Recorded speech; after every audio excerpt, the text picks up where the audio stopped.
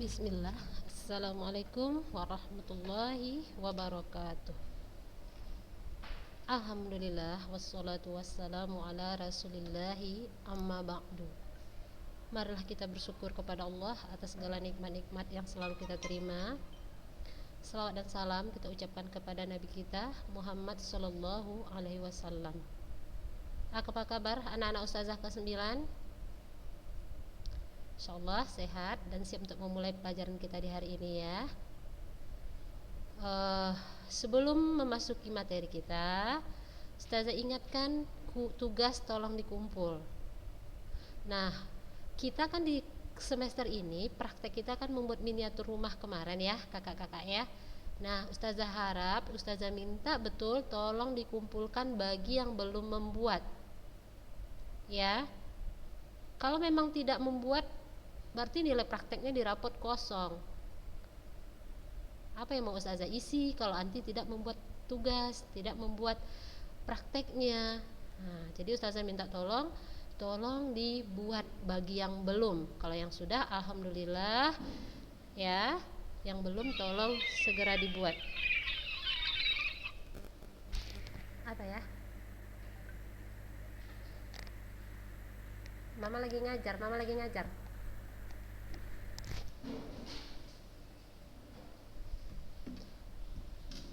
Ya, baik anak-anak Ustazah, kita masuk ke materi kita. Kalau di minggu lalu kita sudah belajar, kita sudah mempelajari tentang salam. Kita sudah belajar tentang metode pengolahan ya. Nah, di dalam metode pengolahan itu ada bermacam-macam nama tekniknya. Ada yang namanya teknik merebus atau boiling. Nah, coba buka lagi catatannya, apa itu merebus. Terus ada yang namanya mengukus atau steaming. Nah, mengukus itu apa? Silahkan dilihat. Ada yang namanya menggoreng atau frying. Terus ada yang namanya membakar atau grilling. Dan ada yang namanya memanggang ya, dan ada juga. Nah, berarti membakar dan memanggang itu berbeda ya. Kemarin kita sudah mempelajari kalau membakar kita menggunakan bara api. Nah, kalau memanggang kita menggunakan bantuan microwave atau oven. Nah, itu minggu lalu. Nah, hari ini kita masuk ke tahapan pengolahan. Ya, tahapan pengolahan. Nah, mengolah bahan pangan tergantung pada tujuannya, metodenya, kebutuhannya dan kegunaan yang kita inginkan.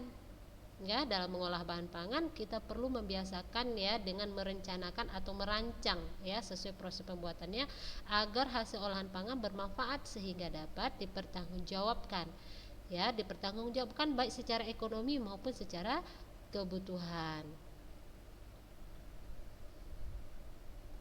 Ya, anak-anak Ustazah. Nah, ini contohnya di dalam perencanaan. Nah, ada perencanaan, ada pembuatan, pengemasan dan evaluasi. Ya, jadi dia 4 tahap ini saling terhubung ya. Yang pertama dia perencanaan. Nah, di dalam perencanaan itu yang pertama yang harus kita lakukan itu mengidentifikasi kebutuhan ya atau menganalisis kebutuhan pengolahan pangan berdasarkan kondisi lingkungan ya. Terus ide dan gagasannya yaitu membuat rencana atau merancang suatu pembuatan pengolahan pangan. Nah, setelah itu masuk ke pembuatan. Nah, setelah perencanaan masuk ke pembuatan. Setelah masuk ke pengemasan dan evaluasi.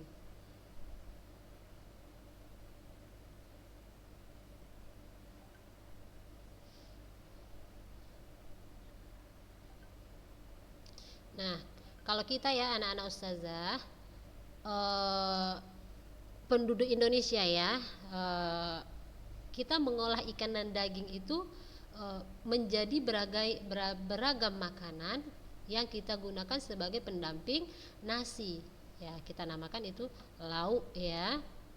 Nah, pengolahan itu mau mengolah ikan atau mengolah daging, ya semuanya itu bergantung kepada tradisi dan kearifan lokal pangan setempat. Nah, biasa kita memasak itu tradisi kebanyakan ya. Walaupun akhir-akhir ini banyak jenis olahan pangan yang keluar dari kebiasaan atau dari tradisi, namun secara umum yang sering sehari-hari kita lakukan ini bergantung kepada tradisi ya. Kenapa? Nah, ini pengaruh dari bumbu dan rempah-rempah yang ada di sekitar, nah, ya kan? Kenapa masakan suatu tempat atau suatu daerah dengan daerah lain itu berbeda, sementara bahan bakunya sama, misalnya sama-sama mengolah ikan, ya, mengolah ikan misalnya. Kalau di Sumatera Utara misalnya, ikan emas itu diolah menjadi arsik gitu kan, ikan emas arsik gitu. Nah, ada daerah lain misalnya, ikan emas itu diolah menjadi ikan bakar atau menjadi sayur asem atau pindang gitu ya kan. Kenapa bisa begitu sementara itu sama-sama olahan ikan emas? Nah, kembali itu tadi yang Ustazah bilang, kita mengolah beragam makanan itu bergantung kepada tradisi dan kearifan lokal dan juga tentang ketersediaan bumbu dan rempah yang ada di sekitar kita. Nah, kenapa tidak orang luar Sumatera Utara yang membuat arsik? Nah, ternyata ini terkait dengan bumbu dan rempah. Nah, ada satu bumbu dan rempah itu yang memang dia tersedia di Sumatera Utara gitu ya kan, daerah Sumatera Utara. Namun mungkin di daerah lain bumbu itu jarang atau bahkan tidak ada gitu. Nah, jadi yang membedakan pengolahan makanan satu daerah dengan daerah lainnya itulah salah satu yang mempengaruhi. Nah, perlu diingat ya anak-anak ustazah ya, bumbu itu berfungsi untuk menambah cita rasa ya, menambah cita rasa dan dapat menghasilkan cita rasa yang berbeda dengan kombinasi dan komposisi tertentu pada olahan pangan. Nah, fungsi lain dari bumbu di sini adalah sebagai pengawet pada makanan ya. Karena adanya beberapa kandungan zat pada rempah yang digunakan bersifat antiseptik dan membunuh bakteri patogen. Ya, bakteri yang membuat bahan makanan tadi mudah membusuk. Ya. Nah, itu tadi fungsi dari bumbu. Yang pertama, menimbah cita rasa dan menghasilkan cita rasa yang baru, ya kan? Yang berbeda, ya.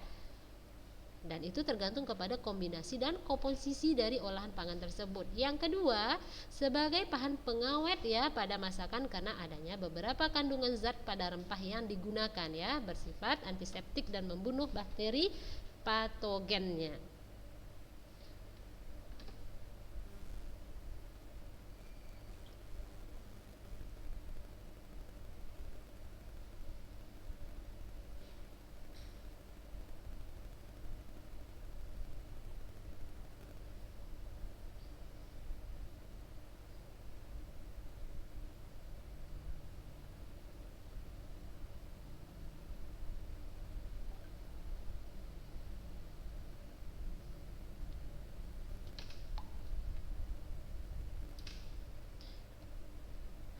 Nah, di sini anak-anak ustazah, berikutnya ini kita akan mengenal jenis rempah yang digunakan dalam mengolah bahan pangan. Nah, mungkin ada sebagian dari rempah ini sudah familiar atau sudah biasa kita kenal ya. Nah, mungkin ada juga sebagian yang kita belum tahu atau tidak biasa kita menggunakannya. Karena ada satu jenis rempah atau rempah-rempah tertentu, dia hanya dipakai untuk makanan-makanan tertentu. Jadi tidak semua masakan dia dimasukkan. Nah, ya. Kalau misal kayak cabai, bawang merah, bawang putih, itu hampir semua masakan kita kita gunakan. Nah, ada yang namanya kencur, ada yang namanya jinten, ya kan, ada yang namanya pala. Nah, ini hanya masakan-masakan tertentu yang menggunakan rempah-rempah ini. Nah, di sini bagi anak-anak ustazah yang biasanya mungkin malas ke dapur ya. Kalau perempuan tidak mau ke dapur tuh, kalau ustazah bilang itu namanya malas ya. Yang nama perempuan harus kenal dengan namanya dapur. Nah, bagi yang malas ke dapur, mungkin ada yang tidak tahu perbedaan antara jahe, lengkuas ya, atau kunyit. Nah, ya. Tapi kalau yang rajin membantu uminya, kecil lah itu, gampang ustazah, jahe itu aromanya begini ustazah, kunyit itu bentuknya begini, lengkuas itu begini. Nah, ingat kita bisa membedakannya selain dari bentuk juga berdasarkan aromanya, baunya ya.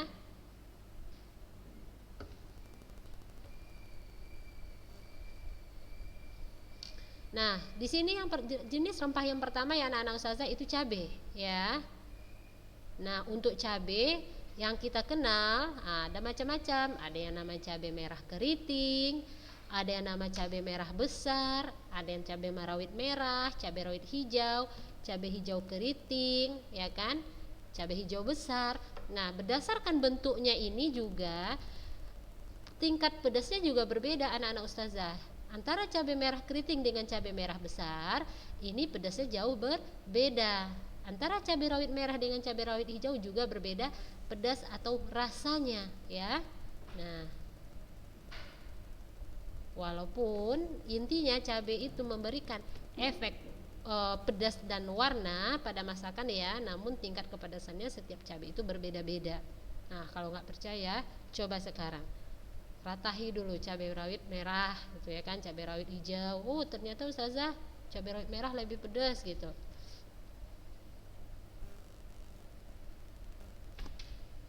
Baik. Setelah itu ada yang namanya bawang merah ya, nomor 2 bawang merah.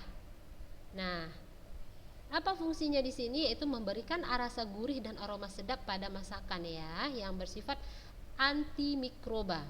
Ya, antimikroba. Nah, selain umbinya, beberapa masakan juga menggunakan daun dan tangkainya untuk bawang merah ini. Jadi selain umbinya ini yang kita pakai, ternyata daun dan tangkainya juga dipakai untuk masakan-masakan tertentu ya. Setelah itu anak-anak ustazah ada yang namanya bawang putih ya. Nah, juga dia memberikan rasa gurih dan aroma sedap pada masakan ya.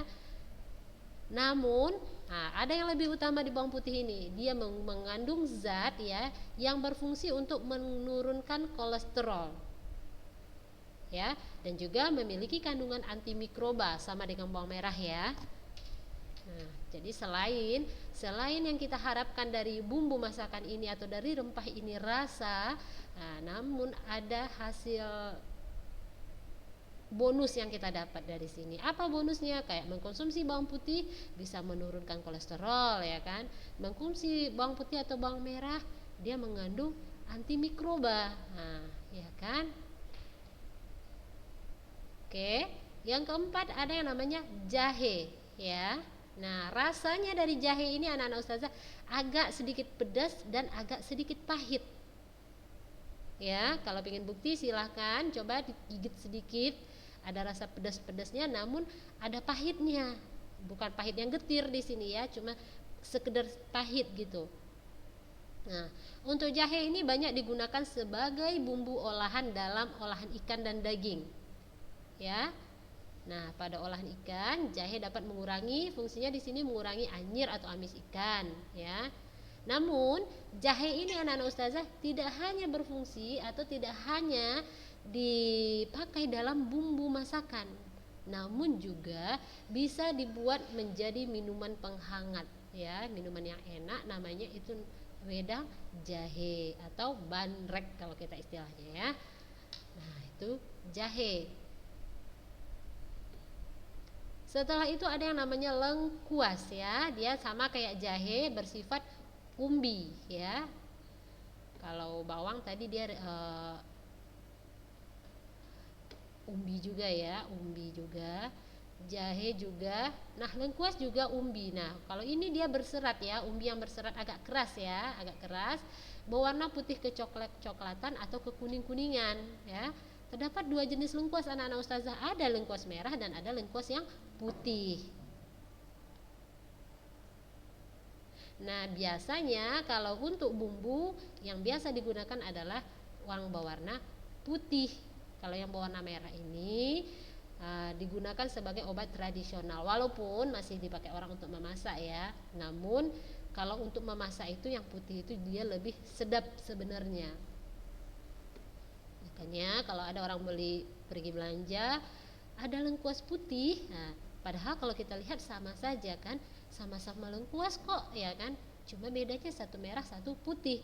Oh, ternyata rahasianya di situ. Lengkuas putih itu jauh lebih sedap dibanding lengkuas merah, walaupun lengkuas merah tetap juga bisa kita pakai untuk bumbu masakannya.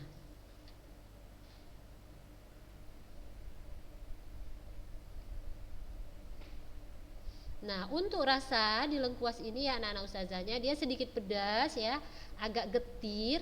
Nah, terus dia aromanya khas ya, aromanya khas. Jadi kalau pingin membedakan seperti ustazah bilang tadi, coba dari aroma. Dia pasti berbeda walaupun kadang bentuknya hampir sama kita lihat ya, apalagi lengkuas putih sama jahe itu. Kalau orang yang tidak tahu dipikirnya dah sama saja, namun dia di aroma dia sangat berbeda. Ya, anak-anak ustazah ya, paham ya? Nah, setelah lengkuas ada yang namanya kencur. Nah, ya, kencur ini yang ustazah bilang tidak semua masakan dia menggunakan kencur. Jadi mungkin tidak semua orang kenal. Namun ya, kencur ini dia juga mempunyai aroma yang khas ya. Nah, untuk warnanya yang biasa ada itu ya ada yang warna putih ke kuning-kuningan ya. Untuk kencur ini rasanya ya sedikit pedas dan getir. Nah, terus kalau dimasakkan dia memberikan rasa segar dan aroma khas ya. Nah, selain untuk bumbu masak ya, kencur ini juga digunakan sebagai obat tradisional, sebagai bahan untuk jamu. Nah, juga dipakai jamu beras kencur misalnya. Nah, kalaupun kita pakai bumbu masak, biasa kita pakai sedikit saja karena dia memberikan rasa yang khas gitu. Jadi kalau kebanyakan kita pakai di dalam bumbu masakan, nah masakannya juga akan serasa jamu nanti, serasa obat-obatan ya kan. Setelah kencur yang ketujuh ada yang namanya kunyit. Nah, kalau kunyit ini yang paling gampang kita bedakan. Kenapa? Dari warna, ya kan, warna orange, warna kunyit. Ya, jadi kalau jumpa bumbu-bumbu di dapur itu, nah kalau yang berwarna anti patah kan atau anti kupas pun dia akan meninggalkan di kulit kita warnanya akan lengket ya. Nah, saking bagusnya warna kunyit ini anak-anak ustazah, untuk tekstil pun kita bisa menggunakan pewarna dari kunyit ya. Salah satu bahan alam yang bisa diolah menjadi pewarna alam. Ya. Nah, kunyit ya, umbi kunyit ini dia bersifat kuning orange ya, kuning hingga orange ya, rasanya pedas. Nah, dipakai sebagai aromatik ya dan juga memberi warna kuning alami pada masakan. Jadi dia sebenarnya anak-anak ustazah aromanya ini bisa menghilangkan aroma amis masakan, misalnya ikan gitu ya kan, ikan atau daging gitu ya kan, olahan ikan atau daging,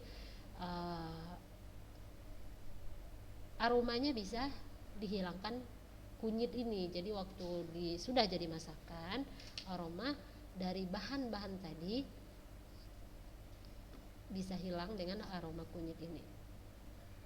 Nah, selain bumbu masakan ya, umbi kunyit juga digunakan sebagai obat tradisional. Sama kayak kencur ya, anak-anak ustazah, dia juga banyak dipakai dalam ini jamu. Dan pembuatan jamu juga banyak dipakai.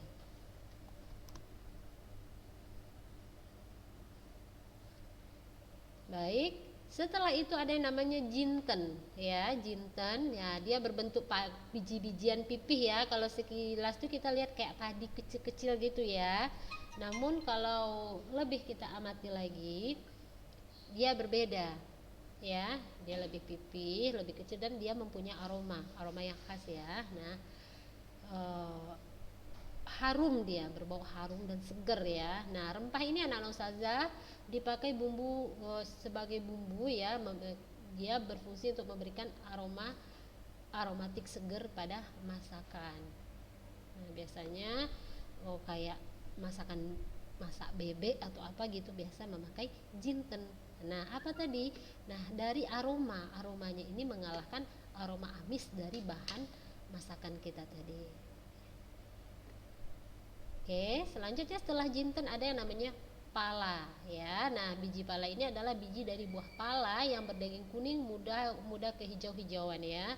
Nah, buahnya dapat dibuat manisan atau sirup ya. Manisan pala.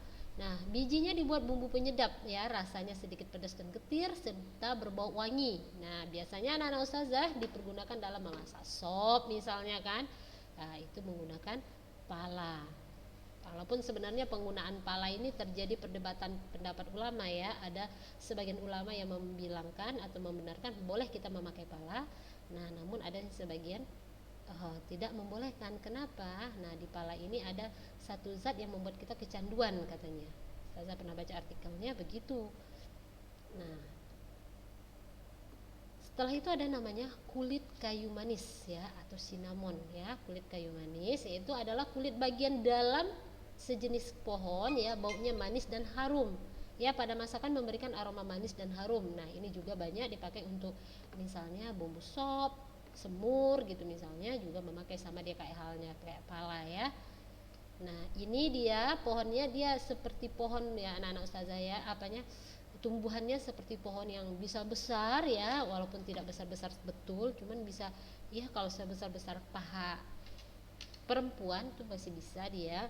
Nah, nanti dia dikerok kulit arinya. Nah, daging kulitnya itulah yang nanti kita ambil. Inilah dia jadi kayu manis. Nah, ini juga sekarang banyak diolah jadi ini ya, jadi rempah untuk minuman ya, tidak hanya untuk masakan. Kayu manis ini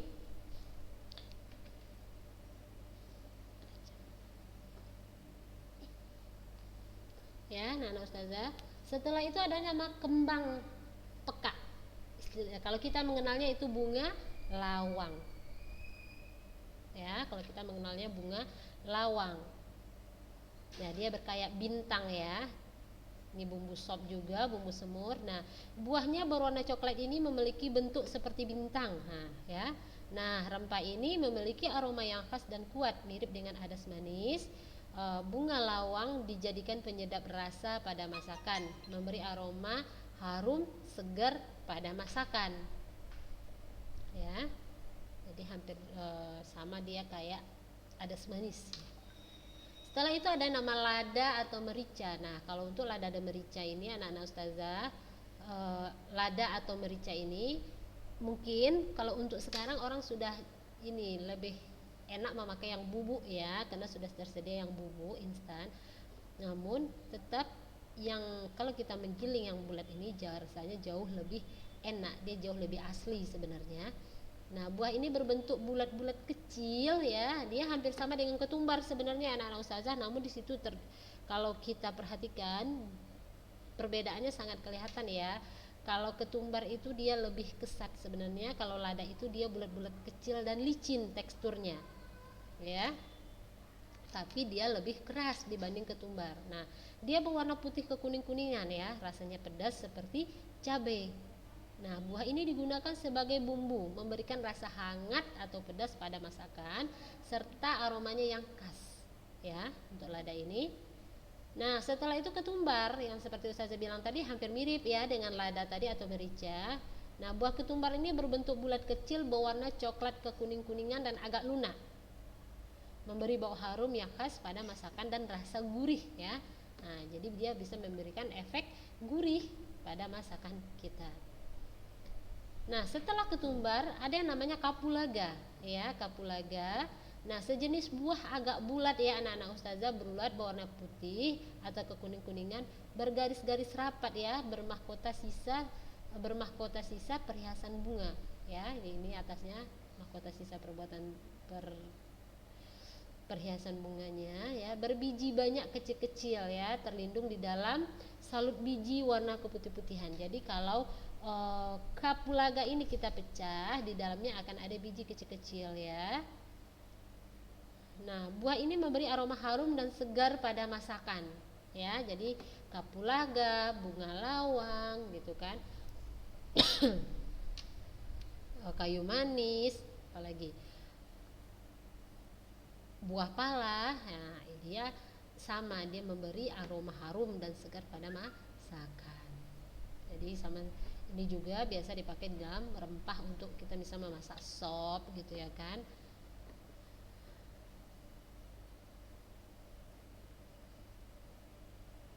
Nah, setelah kita tadi mengetahui aneka bumbu dan rempah tadi, nah jadi kalau anak-anak ustazah disuruh memasak sudah bisa ya, sudah ada bumbu, sudah mengenal bumbu.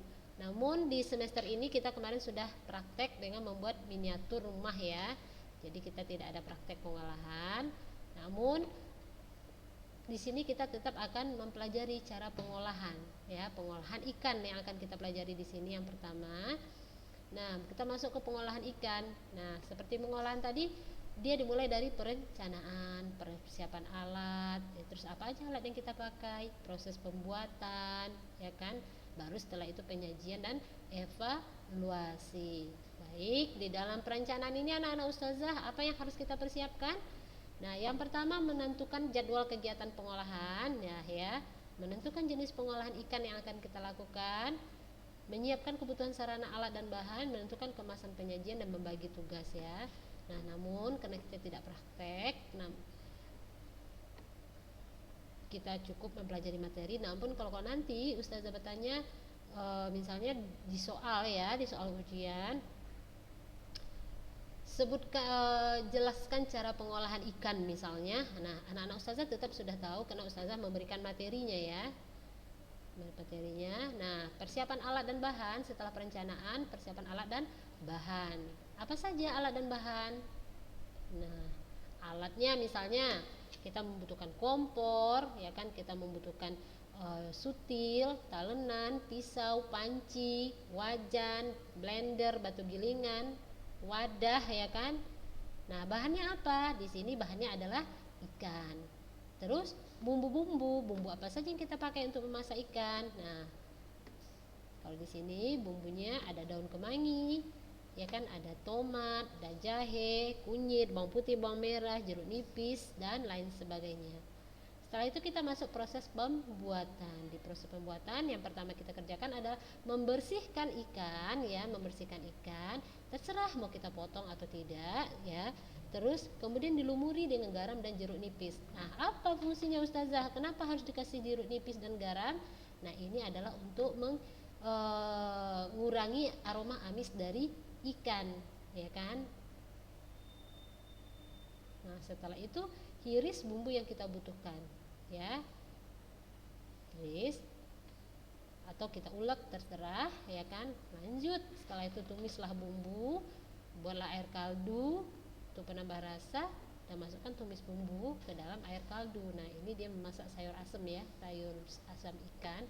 Masukkan daun bawang, masukkan daun kemangi dan menambah cita rasa sop ikan ya, sop ikan kakap. Nah, penyajian, untuk penyajian ini di dalam memasak ya anak-anak ustazah, penyajian ini dia sangat berpengaruh ya. Enak pun masakan kita kalau kita sajikan dalam keadaan numpuk-numpuk kayak gitu, sekadar tertumpuk di dalam mangkok, dia juga tidak akan mengundang selera. Nah, jadi rasa dan penyajiannya harus sejalan ya. Jadi penyajiannya juga harus menarik, sebuat semenarik mungkin. Setelah itu evaluasi. Nah, evaluasi silahkan dicoba, dites masakannya. Nah, coba koreksi dari jangan makan sendiri. Kalau kita masak sendiri makan sendiri, oh enak kok, orang kita yang masak ya kan. Coba kalau anti memasak minta tolong umi anti atau siapa yang ada di rumah, coba rasa masakan anak apa yang kurang gitu. Oh, ini ternyata masakannya sudah enak, masya Allah, atau ini masih kurang garam. Oh, kalau ini ikannya masih terlalu amis. Nah, berarti kita bisa koreksi di situ. Nah, ikannya terlalu amis, oh berarti kurang rempah ini. Apa rempah yang mengurangi amis gitu kan? Contohnya tadi kunyit misalnya ya.